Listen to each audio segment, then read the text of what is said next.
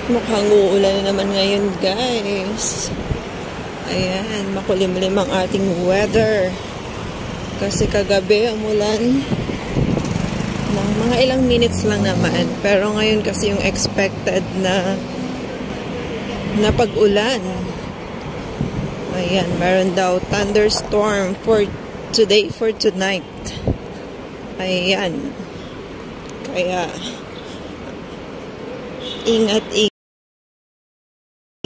Pero ako ay walang payong. Good luck naman. Good luck mamaya pag uwi.